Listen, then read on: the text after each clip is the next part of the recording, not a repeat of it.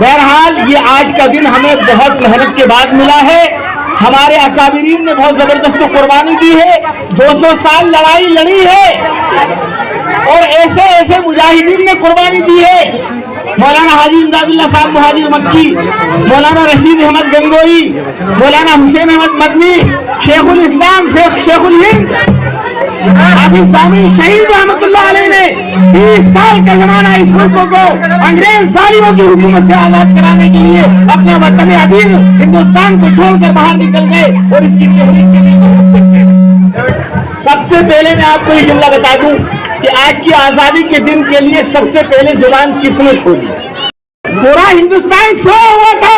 ہندوستان کی ساری سماج ساری برادری سوئی ہوئی تھی.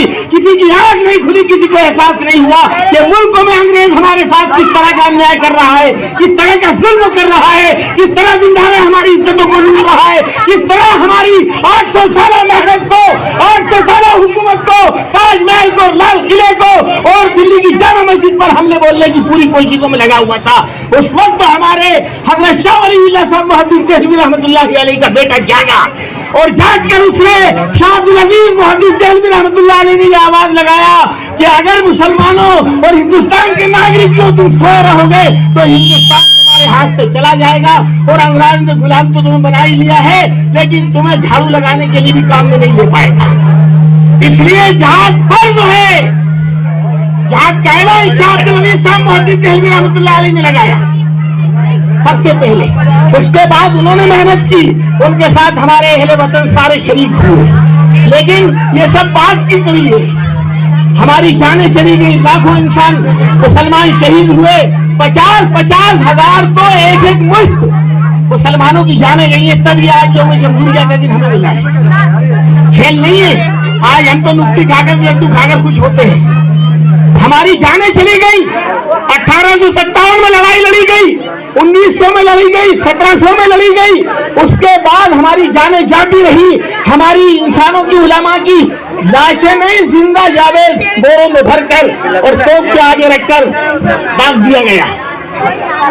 80 لوگوں کو ایک ساتھ ہاتھی کی پیٹھ پر بٹھا کر اور ہاتھیوں کو کسی درختوں کے نیچے سے گزار کر ہماری لاشوں کو درختوں پر لٹکایا گیا. انگلش کا ہاتھ ہم مسلمانوں کی لاشوں کا بن گیا. تب تک جان دے رہی تب یہ ملک ہمارے ہاتھ میں آیا ہے. اور اگر آج کوئی اس تاریخ کو بدلنا چاہے گا، میں اس منچ پر بولوں گا کہ نثار احمد ماسٹر صاحب کے بینچوں کے لیے یہ بات کہہ دیتا ہوں، کوئی مذہب کا ایک کا کسی ہندوستان میں دخل نہیں ہے.